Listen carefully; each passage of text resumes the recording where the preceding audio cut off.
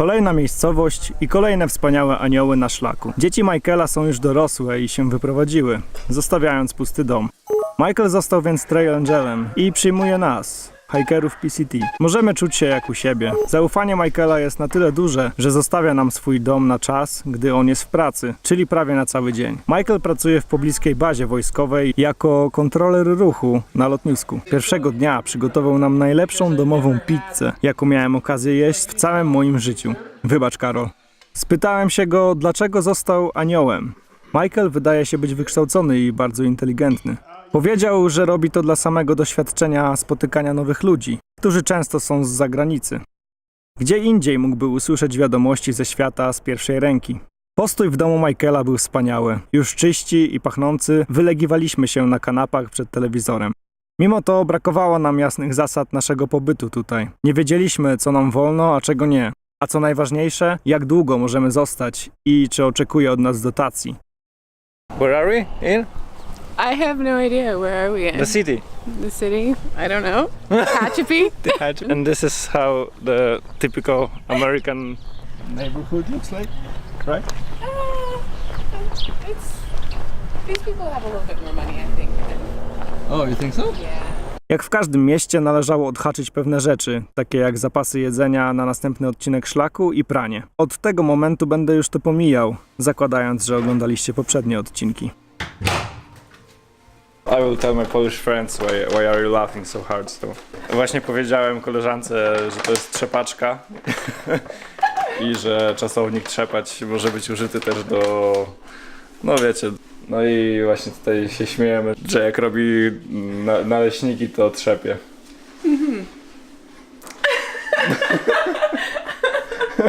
And she said, look, I'm fapping. Wait, where's the... Oh. And who knows what you just all said. Nie lubiłem myśli, że Michael może czuć się przez nas wykorzystywany. Całe szczęście jednego ranka znaleźliśmy notatkę, w której Michael prosi nas o pomoc w ogródku. Odetchnąłem z ulgą. Z chęcią pomogłem przewieźć ziemię do donic z tyłu domu. That's how hikers spend their off days. Shoveling shit?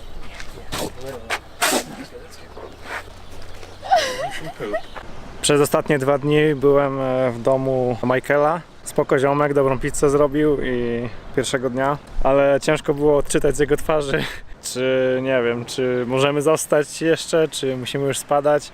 Więc dzisiaj w sumie 3. dnia już zmyliśmy się stamtąd i dzisiaj musiałem też odebrać buty nowe, które zamówiłem sobie z Amazona i zamiast zamówić je do tego miasta, do Tehachapi, to zamówiłem je do miasta obok, bo nie wiedziałem, gdzie będę szedł i tak dalej. Się okazało, że to miasto jest lepsze. No i mam moje nowe buty. Jak na razie spoko, może powinny być z pół numeru mniejsze, ale myślę, że już je zostawię i będzie dobrze. Moje altry odsyłam. Zgodzili się, jak zapłacę za przesyłkę. Wymienią mi na nowe. Zamienią je na mid, czyli z tym trzymaniem kostki, czyli z tą częścią. Także petarda. Przeszedłem 500, prawie 600 mil w tych butach i mogę je sobie tak wymienić po prostu. Znaczy no trochę się tam rozleciały, wiadomo, inaczej by mi nie wymienili. No i jak dzisiaj łapałem stopa, żeby dojechać do tego Mojave po odbiór moich butów, co śmieszne, w 2 strony złapałem tego samego stopa. Taka pani miła, która mieszka właśnie w Mojave gdzieś i właśnie na nią czekam, bo zagadałem i okazało się, że jej mama ma duży garden, ma duży ogródek, już mówię po angielsku. I jedziemy teraz do mamy tej pani. Ta pani zaraz tu ma przyjechać po nas i zostajemy tam jeszcze ze 2 dni, czyli będę miał 5 dni przerwy, ale zobaczymy. Trochę noga mnie jeszcze boli, pewnie już mógłbym iść, ale co tam. No i też druga sprawa, że z taką dziewczyną tutaj zacząłem się zadawać, chcę z nią zostać, bo jest fajna, a ona właśnie ma jakąś kontuzję, taką bardziej poważną, więc musi jeszcze zostać. No zobaczymy, nie chcę zostawać dłużej niż 2 dni jeszcze. Jeżeli się okaże, że ona dalej nie będzie mogła iść, to ruszę sam powoli już, bo to trochę za długo jednak. Wierzymy w Boga. Oficjalne motto narodowe Amerykanów. Oficjalne, bo znajduje się też na monetach i banknotach. Podejrzewam, że to coś w rodzaju rządowej propagandy. Kiedyś do zapanowania nad ludźmi wystarczało dostarczanie chleba i igrzysk. Teraz trzeba jeszcze wytworzyć silną tożsamość narodową. Bóg, honor, ojczyzna. Amerykanie są niezwykle dumnym narodem. Szczególnie jeśli chodzi o armię. ale o tym kiedy indziej. Właśnie się okazało, że pani, która przyjechała, pani Yvonne, jakby ona w pewnym sensie obiecała mi, że na pewno u tej jej mamy będziemy mogli zostać sobie na noc, ale przyjechała po nas i powiedziała, że jednak nie, bo jej mama powiedziała, że przecież Polacy i Czesi się nie lubią, a ona się urodziła w Czechosłowacji. Tak naprawdę chodziło o to, że chyba nie podobało się jej pomysł, że mielibyśmy korzystać z jej toalety czy coś takiego, więc dała nam $300. I teraz jesteśmy w hotelu Best Western z 2 ogromnymi łóżkami i właśnie będziemy teraz pić piwsko, nie? O, jestem taki szczęśliwy. I mamy jacuzzi.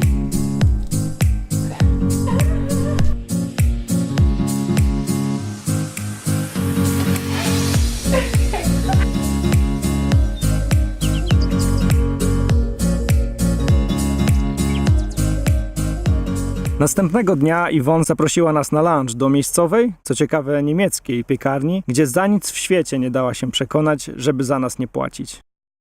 W Tehachapi odwiedzam kolejne miejsce, będące przykładem bezinteresowności ludzi. Whitsand to miejsce stworzone przez Daltona, który zdecydował się wykorzystać nieużywaną część domu na centrum dla hikerów. Dalton wykorzystuje cały swój 2-miesięczny urlop na przebywanie tutaj i pomaganie nam, hikerom PCT. To moje wakacje. Mogę być pomocny, ale też mam dużo czasu dla siebie, mówi spytany o motywy. Sam nie jest hikerem. Uważa, że jesteśmy szaleni. Możemy sobie tutaj siedzieć, odpoczywać. Sally is resting right now. Jest hiker box, można się podpisać. Z takich ważniejszych rzeczy to ten pan właśnie umożliwia wysyłanie paczek tutaj, że nie trzeba cisnąć na pocztę, która jest daleko. No i pan sobie tutaj siedzi i nie wiem, no dzisiaj na przykład układał puzzle, akurat skończył, nie? Kolejny dzień przeżywamy dzięki Yvonne. In Polish your name is Iwona. Oh, is it? Iwona, nie. Oh, like Mrs. Trump. I like it. Yvonne zaprasza nas po raz kolejny, tym razem na kolację. I to jest moja sałatka i czekam na łososia norweskiego, także na bogato. No, szalona kobieta, bo cały czas nas tu wozi dookoła, kupuje nam różne rzeczy. No dzisiaj wydała już chyba, nie wiem, no kupę kasy. No, kupiła dla Sali paski uciskowe na nogi i takie różne rzeczy, jakieś multivitaminy. No i teraz jesteśmy w restauracji, no i zobaczymy, jak dalej się potoczą sprawy. Być może nie chciałaby, żebym to mówił, ale podliczyłem, że wydała na nas przeszło $420. A więc Iwonka załatwiła nam mieszkanie u swojej koleżanki, która normalnie wynajmuje to mieszkanie, więc nie wiem. Mam nadzieję, że nas nie skasuje za to. No powiedziała, że będzie za darmo, więc skorzystaliśmy. Tak to wygląda. Czyli całkiem nieźle, podoba nam się.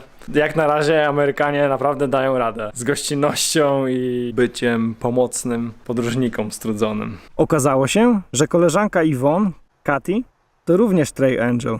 Wynajmuje ten dom na Airbnb, ale kiedy nie ma gości, zaprasza do niego hikerów za darmo. Ten wieczór spędziliśmy z Katy i jej mężem, jedząc różne sery i popijając wino. Mąż Katy jest inżynierem budownictwa lądowego, stąd po naszej rozmowie zacząłem orientować się w sprawie akweduktu Los Angeles, o którym mogliście usłyszeć w poprzednim odcinku.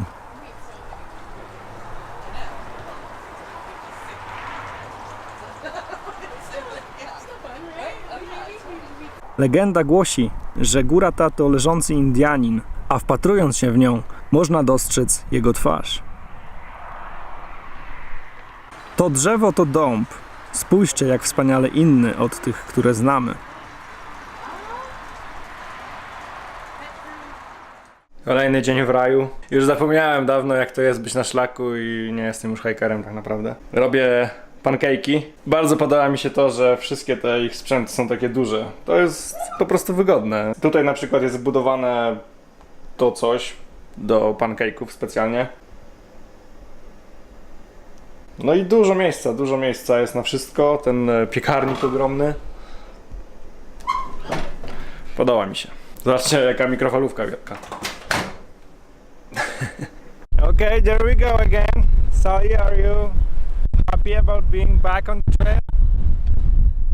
Half and half. Good luck to us. Co za debil postawił tyle wiatraków w jednym miejscu? Przecież będą się potykać jeden od drugi.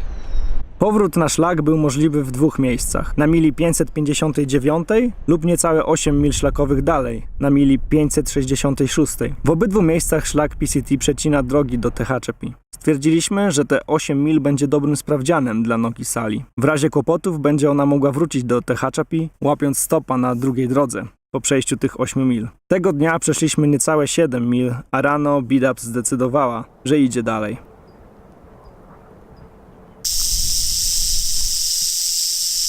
W połowie dnia okazało się, że jej noga wcale nie wydobrzała. Jej kontuzja nazywa się syndrom napięcia przyśrodkowej strony piszczeli, po angielsku shin splints. Do kontuzji tej dochodzi przy zbytnim obciążeniu dolnej części piszczeli.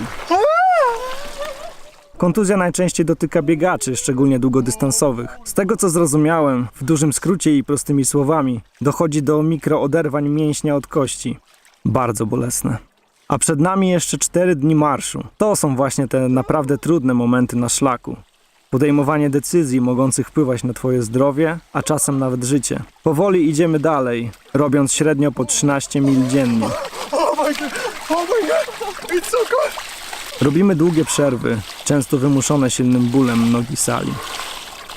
I can take it.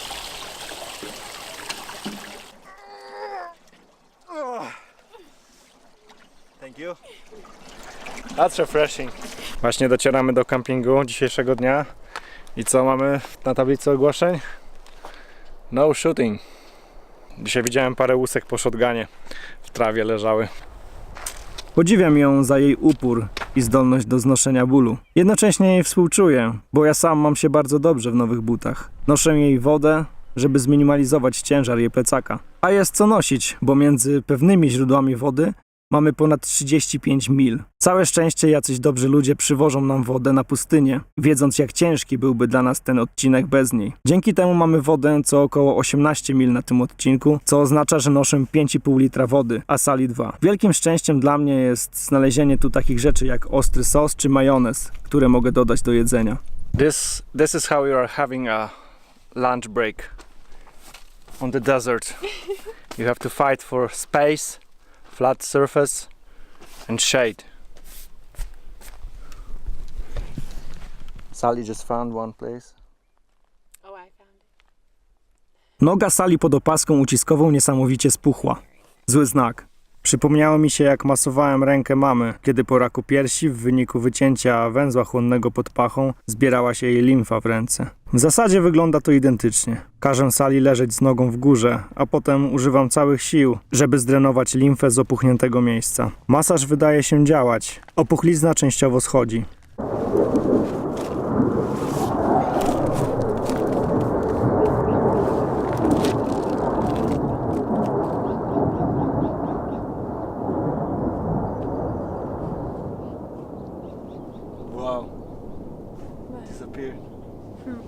Z trudem znaleźliśmy miejsce na przerwę, a gdy już stanęliśmy, nadeszły jakże rzadko spotykane tutaj chmury, zasłaniając słońce.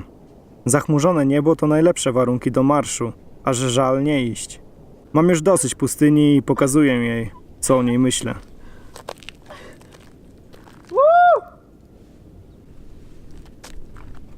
Oh my goodness.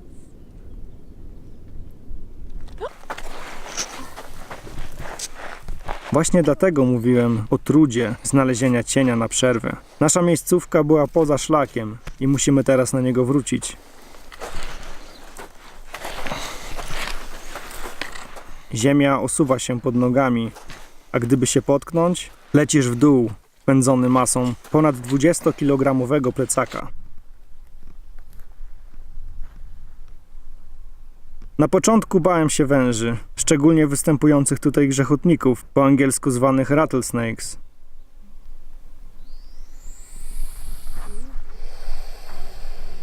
Po ugryzieniu masz kilka godzin życia, jeśli nie dostaniesz surowicy na czas. Najgorsze są młode węże, bo nie wiedzą, ile jadu trzeba używać. Wstrzykują więc wszystko, co mają. W takich przypadkach ratunek musi być natychmiastowy. Stare węże są przyzwyczajone do dawek dla myszy, co daje ci większe szanse na przeżycie. He's Not taking his eyes off you. Jak oswaja się lęk? Wychodząc mu naprzeciw. Ostatnio nabieram nawet ochoty na złapanie w ręce jednego z węży. Nie będę jednak ryzykował całej wyprawy dla chwili adrenaliny. Grzechotniki to bardzo inteligentne stworzenia. Zwróćcie uwagę, że obserwuję je do samego końca, nie odwracając wzroku, nawet podczas ewakuacji.